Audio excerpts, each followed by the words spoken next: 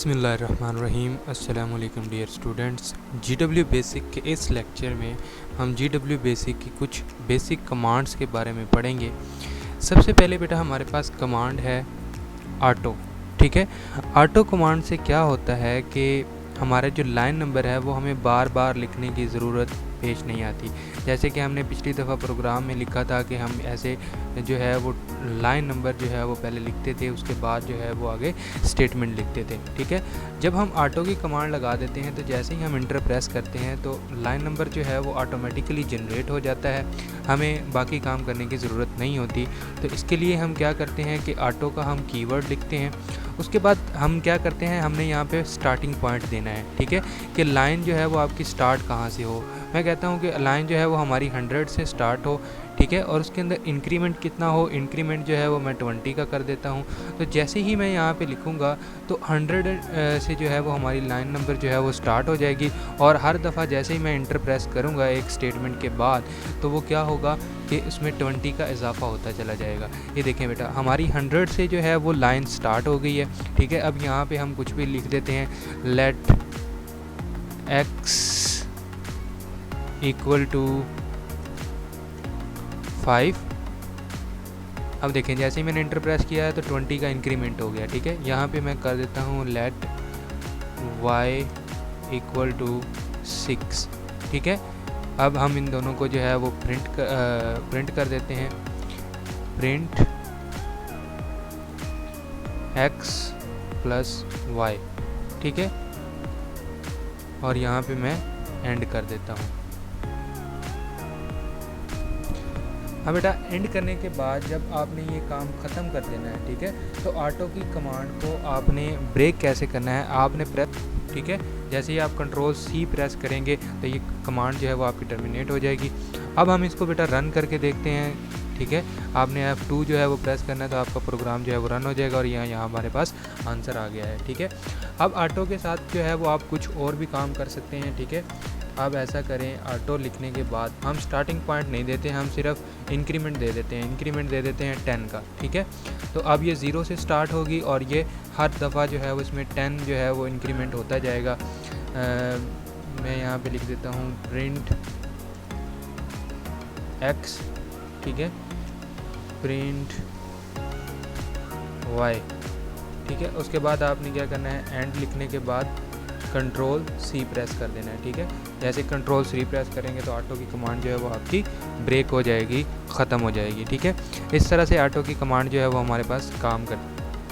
जी बेटा, next command है हमारे पास क्लियर की। क्लियर कमांड क्या करती है कि ये जो वेरिएबल्स को हमने जितनी भी वैल्यूज़ अलॉट की है ना, उसने ये वैल्यूज़ जो है ना वो ख़त्म कर देनी होती हैं। ठीक है, जैसे मैं यहाँ पे क्लियर जो है वो लिख देता हूँ।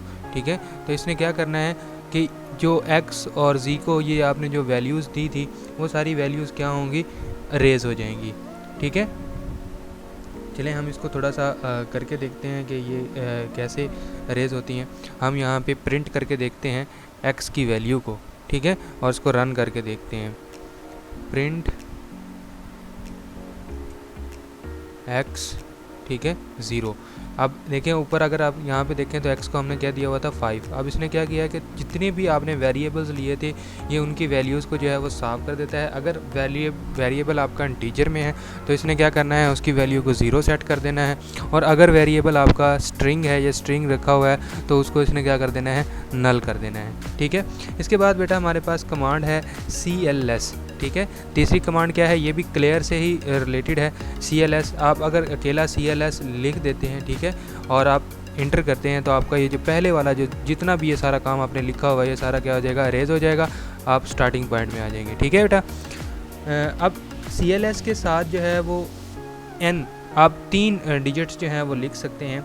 अगर आप CLS के साथ 0 लिखते हैं तो इसका मतलब है कि सारी चीज़ें जो हैं वो इसने साफ़ कर देनी है। लेकिन अगर आप CLS के साथ 1 लिखते हैं तो इसका मतलब है इसने क्या करना है, जस्ट ग्राफिक्स जो है अगर आपने यहाँ पे यूज़ किए हुए हैं तो इसने ग्राफिक्स को अरेज करना है। और अगर आप लिखेंगे 2 तो इसने तब क्या करना है, इसने सारा टेक्स्ट जो है वो अरेज कर देना है। ठीक है, नेक्स्ट कमांड है हमारे पास डिलीट की कमांड। डिलीट की कमांड जो है वो किस लिए यूज़ होती है कि आप अगर कुछ लाइनों को डिलीट करना चाहते हैं, जैसे कि मैं यहाँ पे कुछ कमांड्स जो हैं वो लिख देता हूँ। पहली कमांड में लिख देता हूँ, देते हैं हम प्रोग्राम को, ठीक है। एंड करने के बाद आपने क्या करना है, Ctrl+C प्रेस करना है, तो हम इसे बाहर निकल आएंगे, ठीक है। अब आपने क्या करना है, इस प्रोग्राम को सेव करना है। सेव करने के लिए हम क्या प्रेस करते हैं, F4 प्रेस करते हैं। F4 प्रेस करने के बाद आपने इसको नाम देना है। नाम हम कुछ भी दे देते हैं, हम दे देते हैं GW1, ठीक है, .base। उसके बाद आपने डबल कोट्स लगाने हैं और ये आपका प्रोग्राम जो है वो अब सेव हो गया है, ठीक है। अब आप इसको लोड करें। लोड करने के लिए क्या करते हैं, हम F3 प्रेस करते हैं, ठीक है। F3 प्रेस करने के बाद आपने क्या करना है, इसका नाम लिखना है GW1.base, ठीक है। अब आपका प्रोग्राम जो है वो लोड हो गया है, ठीक है। अब हम इसमें से कुछ चीज़ें जो हैं वो डिलीट करेंगे, ठीक है। कि अब मैं यहाँ से लाइन नंबर जो है वो 60 अगर मैं डिलीट करना चाहता हूँ तो मैं क्या करूँगा, डिलीट, ठीक है, लाइन नंबर 60, ठीक है। जैसे ही मैं क्लिक करूँगा मेरी लाइन नंबर जो 60 है वो जो डिलीट हो जाएगी। मैं रन करके देखता हूँ कि मेरी लाइन नंबर 60 जो है वो प्रिंट होती है या नहीं, ठीक है। अगर आप देखें तो पहली वाली वैल्यूज़ भी जो हैं वो हमारे पास आ रही हैं। तो क्या हो रहा है, 0 0 6 11 11 क्या है, इन दोनों को प्लस करने के बाद आया है, ठीक है। लाइन नंबर 60 में वैसे क्या आना चाहिए था प्रिंट के लिए, लाइन नंबर 60 में x की वैल्यू प्रिंट होनी चाहिए थी। तो x की वैल्यू यहाँ पे प्रिंट नहीं हुई है, सिर्फ जस्ट 2 पिछली वैल्यूज़ जो हमने प्रिंट की थी वो यहाँ पे प्रिंट हो रही हैं, ठीक है। और उसके बाद y की वैल्यू जो है वो प्रिंट हो रही है, फिर x + y की वैल्यू प्रिंट हो रही है, उसके बाद x × y वो वैल्यू प्रिंट हो रही है, और एक पीछे वाली वैल्यू जो हमने पहले इसको रन किया था x + y वाला, तो वो यहाँ पे जो है वो प्रिंट हो रहा है, ठीक है। हमने इसको साफ़ नहीं किया था तो इसलिए ये सारा कुछ आ रहा है। इसके अलावा आप जो है वो ऐसा भी कर सकते हैं कि डिलीट के साथ आप क्या कर सकते हैं कि लाइन को मेंशन कर सकते हैं कि 70 से 100 तक जो लाइन है वो डिलीट हो जाएं। तो इससे क्या होगा, 70 से 100 के दरमियान जितनी भी लाइनें हैं वो सारी आपकी डिलीट हो जाएंगी, ठीक है। ये आपके ऊपर है, आपसे कुछ भी अगर कहा जाता है कि फ़लाँ लाइन नंबर से फ़लाँ लाइन नंबर तक आपने डिलीट करना है, तो आप ये इस तरह से कमांड लिखेंगे तो वो डिलीट हो जाएगी, ठीक है। उसके बाद हमारे पास क्या है, एडिट करना चाहते हैं, ठीक है। जैसे फ़र्ज़ करें कि मैं प्रोग्राम को यहाँ पे एडिट करने के लिए शो करता हूँ, ठीक है। अब मैं यहाँ पे लिख देता हूँ एडिट, ठीक है। अब लाइन नंबर हम यहाँ पे लिखते हैं, लाइन नंबर मैं करता हूँ 60, ठीक है। Undefined line number, undefined line number क्यों आ रहा है, क्योंकि लाइन नंबर 60 जो है वो मैंने डिलीट कर दी है, ठीक है। तो लाइन नंबर, चलें हम लाइन नंबर 40 को जो है वो एडिट करते हैं, ठीक है।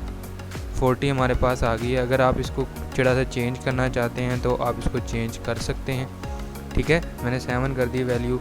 अब ये आपका जो प्रोग्राम जो है वो एडिट हो चुका है, ठीक है। उसके बाद इसी तरह से आप जितना भी काम चाहें कमांड्स को जो है वो एडिट कर सकते हैं। एडिट करते हुए आप जिस लाइन को भी इंटर करेंगे उसकी पोजीशन आपके पास आ जाएगी। इसके लिए शर्त यह है कि आपका प्रोग्राम जो है वो मेमोरी में लोड होना चाहिए, ठीक है, फिर ये काम आप कर सकते हैं। नेक्स्ट कमांड है फाइल्स की, ठीक है। अब फाइल्स की कमांड जो है वो क्या करती है कि आपकी तमाम जो फाइल्स पड़ी होती हैं किसी भी डायरेक्टरी के अंदर, ठीक है, ये उन डायरेक्टरी से जो है वो फाइल्स को एक्सेप्ट करती है, ठीक है। अगर मैं यहाँ पे लिखता हूँ फाइल्स, ठीक है, और उसके बाद मैं उसकी लोकेशन दे देता हूँ स्टैटिक। अब स्टैटिक का मतलब क्या होता है कि कोई भी नाम उसका हो, ठीक है। उसके बाद हम डॉट लगाते हैं, यानी कि उसकी एक्सटेंशन क्या हो। एक्सटेंशन आप यहाँ पे लिख सकते हैं बेस, ठीक है, कि बेस वाली जितनी भी फाइलें हैं वो ओपन हो जाएं, ठीक है। अब यहाँ पे अगर आप देखें तो बेस में मैंने कुछ प्रोग्राम्स लिख के सेव किए हुए थे, वो सारे के सारे प्रोग्राम्स जो हैं वो यहाँ पे आ गए हैं। थोड़ी देर पहले जो हमने अपना प्रोग्राम किया था GW1, ठीक है, .base, वो यहाँ पे आ गया है। उसके अलावा पहले मैंने अरे के बारे में कुछ प्रोग्राम्स लिखे हुए हैं, वो सारे यहाँ पे बेस वाली जितनी भी फाइलें मेरी डायरेक्टरी में पड़ी हुई थी वो सारी की सारी यहाँ पे आ गई हैं। ठीक है, फ़र्ज़ करें मेरी डायरेक्टरी के अंदर कुछ और फाइलें भी पड़ी हुई हैं। ठीक है, तो उन फाइलों को हम कैसे ओपन करेंगे? उन फाइलों को ओपन करने के लिए हमारे पास क्या है, फाइल्स, हमने कंडीशन लगानी है। उसके बाद अगर फ़र्ज़ करें आप कोई स्पेसिफ़िक नाम जो है वो ओपन करना चाहते हैं, ठीक है, फ़र्ज़ करें मैं ये वाली फ़ाइल जो है इसको ओपन करना चाहता हूँ, सेकंड फ़ाइल को। ठीक है, मैं चाहता हूँ कि सिर्फ सेकंड फ़ाइल जो है वो मुझे पता चले कि वो इसके अंदर मौजूद है या नहीं। तो मैंने क्या करना है, sec.base लिख देना है। ठीक है, तो इससे मेरी सिर्फ यही फ़ाइल, अब देखें बाकी सारी फ़ाइल जो है वो मुझे शो नहीं हुई है, सिर्फ एक फ़ाइल जो है वो मुझे शो हो रही है। लेकिन अगर मैं चाहता हूँ कि ऐसा हो कि तमाम एक्सटेंशंस और तमाम नाम वाली जो है फ़ाइल मेरे पास आ जाए, तो उसके लिए मैं क्या करूँगा, फाइल्स स्टैटिक डॉट स्टैटिक, यानी कि कोई भी एक्सटेंशन उसकी हो वो मुझे डिस्प्ले हो जाए। ठीक है, अब अगर आप देखें तो exe जो फ़ाइल पड़ी हुई है वो भी मुझे शो हो रही है। ठीक है, इसके अलावा बेस वाली फ़ाइलें यहाँ पे रखी हुई हैं, क्योंकि मेरी ये डायरेक्टरी जो है इसके अंदर जस्ट यही फ़ाइलें पड़ी हुई हैं। ठीक है, अगर मैं इसके अंदर कोई और फाइल रख देता हूँ तो वो भी मुझे यहाँ पे डिस्प्ले हो जाएगी। ठीक है, स्टैटिक दोनों तरफ अगर स्टैटिक लगाया हो तो इसका क्या मतलब है कि कोई भी नाम, कोई भी चीज़ जो जहाँ से भी है, ठीक है, उसकी एक्सटेंशन जो मर्ज़ी है, चाहे उसकी एक्सटेंशन डॉक है, ठीक है, चाहे उसकी एक्सटेंशन exe है, चाहे dbms है, ठीक है, चाहे बेस है या jpj है, जो भी फाइल है वो यहाँ पे ओपन हो जाए। ठीक है, या txt है। और उससे पहले स्टैटिक लगाने का मतलब ये है कि उसका नाम जो भी हो वो यहाँ पे डिस्प्ले हो जाएगा। ठीक है, उसके बाद नेक्स्ट कमांड जो है वो हमारे पास क्या है, किल कमांड है। ये कमांड जो है वो किसी भी डिस्क को जो है वो रिमूव करने के लिए या डिलीट करने के लिए, फ़ाइल से जैसे अब ये फ़ाइल हमारे पास पड़ी हुई हैं, इन फ़ाइलों को जो है वो डिलीट करने के लिए ये इस्तेमाल होती है। ठीक है, इसको हम क्या करते हैं, फ़र्ज़ करें मैं ये जो फ़ाइल है इसको डिलीट करना चाहता हूँ, क्या लिखा हुआ है, फर्स्ट प्रोग्राम। ठीक है, अगर मैं इसको डिलीट करना चाहता हूँ तो मैं कैसे करूँगा, मैं लिखूँगा किल, ठीक है, डबल कोट्स में स्टार्ट कर दूँगा, यहाँ पे इसका नाम लिखूँगा FIRST, first program dot base. ठीक है, तो जैसे ही मैं ये लिख के इसको इंटर करूँगा तो इससे क्या होगा कि मेरी ये फ़ाइल जो है वो डिलीट हो जाएगी। ठीक है, अब मैं इस फ़ाइल को जो है वो ओपन करके देखता हूँ कि आया मेरी ये फ़ाइल जो है वो ओपन होती है या नहीं। मैं यहाँ पे लिखूँगा फाइल्स, ठीक है, फाइल्स के बाद क्या करूँगा, मैं यहाँ पे लिखूँगा उसका नाम, क्या हमने डिलीट किया था, FIRST first program dot base, ये हमने डिलीट किया था, किल किया था। ठीक है, अब मैं इसको करके देखता हूँ, फाइल नॉट फाउंड, तो इसका मतलब है ये फ़ाइल हमारी क्या हो गई है, डिलीट हो गई है। अगर आप कोई फ़ाइल डिलीट करना चाहते हैं या ख़त्म करना चाहते हैं तो उसके लिए किसकी कमांड यूज़ होती है, किल की कमांड यूज़ होती है। नेक्स्ट है लिस्ट कमांड। ठीक है, अब लिस्ट कमांड से क्या होता है कि ये तमाम प्रोग्राम्स को डिस्प्ले करने के लिए इस्तेमाल होती है। ठीक है, अगर आप देखें तो लिस्ट का ऑप्शन यहाँ पे भी है। ठीक है, आप F1 जो है वो प्रेस करके जो है वो भी लिस्ट को ला सकते हैं और यहाँ पे आप लिस्ट जो है वो लिखेंगे।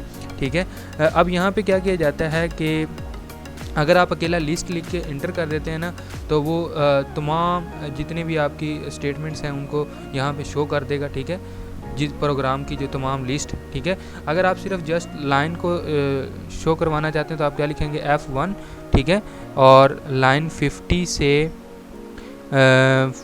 120 तक, ठीक है, जो लाइनें हैं वो डिस्प्ले हो जाएं।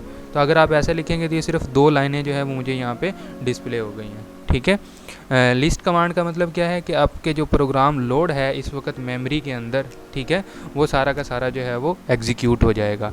ठीक है, नेक्स्ट हमारे पास है लोड कमांड। लोड कमांड के बारे में हम पहले ही बात कर चुके हैं। लोड कमांड क्या करता है कि कोई भी आपका प्रोग्राम जो है उसको मेमोरी में लोड करने के लिए इस्तेमाल किया जाता है। नेक्स्ट कमांड है हमारे पास मेक डायरेक्टरी। मेक डायरेक्टरी से क्या होता है कि हम एक डायरेक्टरी बनाते हैं, जैसे अब हमने डायरेक्टरी बनाई हुई है GW के नाम से। ठीक है, तो अगर आप और कोई डायरेक्टरी बनाना चाहते हैं, यानी कि कोई फ़ोल्डर बनाना चाहते हैं, तो वो आप इसके ज़रिए बना सकते हैं, मेक डायरेक्टरी।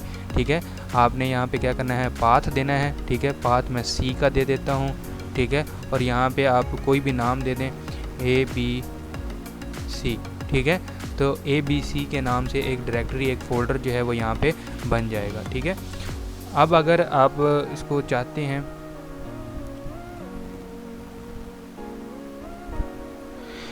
चलिए जी, नेक्स्ट हमारे पास क्या है, नेम कमांड है। नेम कमांड से क्या होता है कि आप किसी भी फाइल को दोबारा नाम दे सकते हैं, ठीक है। इसके लिए हम क्या करते हैं कि हमने जो पिछला प्रोग्राम किया था GW1 के नाम से, उसको हम चेंज कर देते हैं, उसको हम कर देते हैं ABC।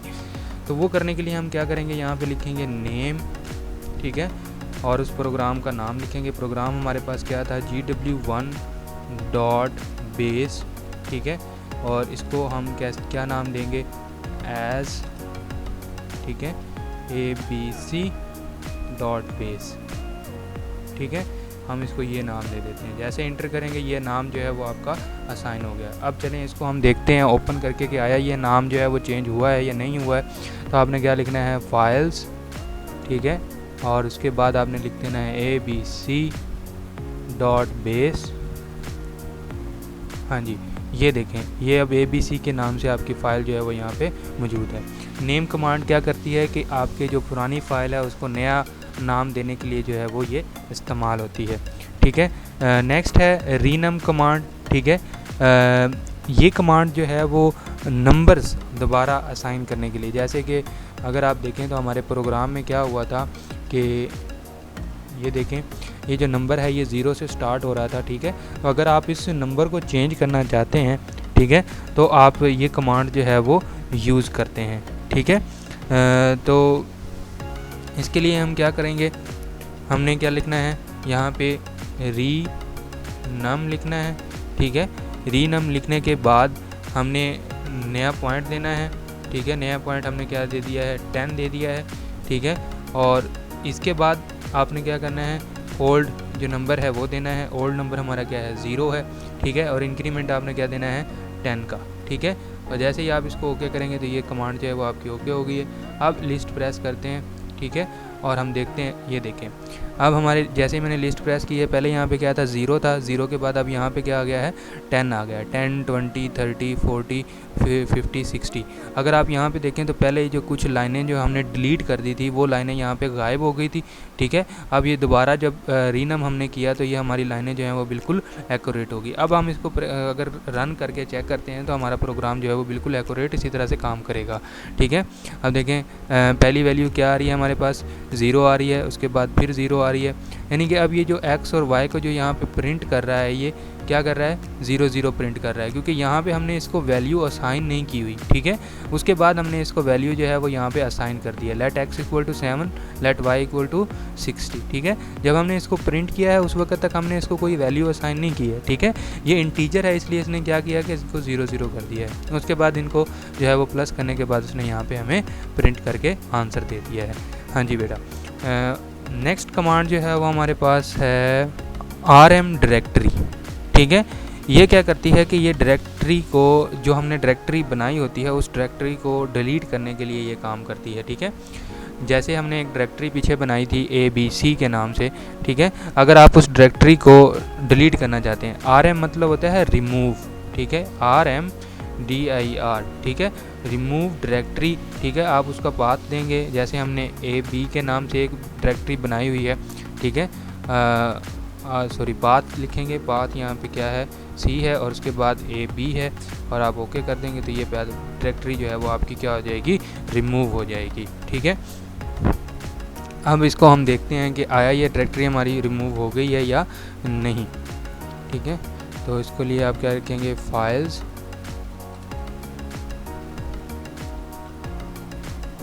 AB। अब मुझे इसका एक्सटेंशन याद नहीं है तो मैं स्टैटिक लगा दूंगा, ठीक है, फाइल नॉट फाउंड। तो इसका मतलब क्या है कि ये डायरेक्टरी हमारी डिलीट हो चुकी है, इस नाम से कोई भी चीज़ मौजूद नहीं है। नेक्स्ट बेटा हमारे पास कमांड है रन की। रन की कमांड जो है वो हमारे प्रोग्राम को चलाने के लिए इस्तेमाल होती है। रन की कमांड हम पहले ही ऑलरेडी जो है वो कर चुके हैं, ठीक है। अब रन जो है वो बेटा आप इस तरह से भी कर सकते हैं कि आप यहाँ पे लिख सकते हैं रन, ठीक है, और यहाँ पे आप उसका नाम दें, ठीक है, जिस प्रोग्राम को आप रन करना चाहते हैं, ठीक है। फ़र्ज़ करें मैं ABC जो प्रोग्राम है हमारा उसको रन करना चाहता हूँ, तो मैं यहाँ पे ABC लिख दूँगा और डॉट बेस लिख दूँगा। जैसे मैं इसको रन करूँगा तो ये हमारे पास रिज़ल्ट आ जाएगा। अब देखें ये जो पहले वाला रिज़ल्ट है ये भी हमारे पास आ रहा है और न्यू रिज़ल्ट भी जो है वो हमारे पास आ रहा है, ठीक है। इसलिए जो है वो आंसर जो है वो आपको थोड़ा सा अजीबोगरीब नज़र आ रहा होगा, क्योंकि हमने पहली मेमोरी को जो है वो साफ़ नहीं किया है और हम बार बार जो है वो नया काम करते जा रहे हैं। इसलिए क्या हो रहा है कि रिज़ल्ट जो है वो थोड़ा सा लॉन्ग हमें नज़र आ रहा है, ठीक है। इस चीज़ से बेटा आपने टेंशन नहीं। हाँ जी बेटा, नेक्स्ट है हमारे पास सिस्टम कमांड। सिस्टम कमांड क्या होती है कि ये GW बेसिक से बाहर निकलने के लिए इस्तेमाल की जाती है, ताकि हम जो विंडो का ओरिजिनल व्यू है उसमें चले जाएं, ठीक है। तो ये कमांड मैं यहाँ पे नहीं लिखूँगा, क्योंकि अगर मैं लिखूँगा तो मैं GW बेसिक जो है वो उसको बंद कर दूँगा, इसलिए मैं ये कमांड यहाँ पे एग्जीक्यूट नहीं कर रहा हूँ। नेक्स्ट कमांड है हमारे पास लिस्ट कमांड। लिस्ट कमांड बेटा हम अभी थोड़ी देर पहले कर चुके हैं। उसके बाद है प्रिंट कमांड। प्रिंट कमांड जो है वो क्या काम करती है कि जो हमारा चीज़ें हैं, ठीक है, जो हमारे स्टेटमेंट्स हैं उनको सामने लाने के लिए, उनको प्रिंट करने के लिए इस्तेमाल होती हैं। इसका काम भी ये समझ लें कि लिस्ट वाला ही है, ठीक है। थोड़ा सा चेंज है, ज़्यादा मुश्किल नहीं है, ठीक है। नेक्स्ट कमांड है हमारे पास काउंट की कमांड। काउंट की कमांड क्या करती है जी, लाइनें गिनने के लिए इसको इस्तेमाल किया जाता है, और इसको भी उसी तरह से हम ब्रेक करते हैं जिस तरह से हम पहले एक कमांड पढ़ चुके हैं, ऑटो की कमांड, ठीक है। जैसे ऑटो की कमांड लाइन नंबर बनाने के लिए होती है, काउंट की कमांड जो है वो स्टेटमेंट्स गिनने के लिए होती है, ठीक है। चलें बेटा, मिलते हैं नेक्स्ट वीडियो लेक्चर में। तब तक के लिए अल्लाह हाफिज़।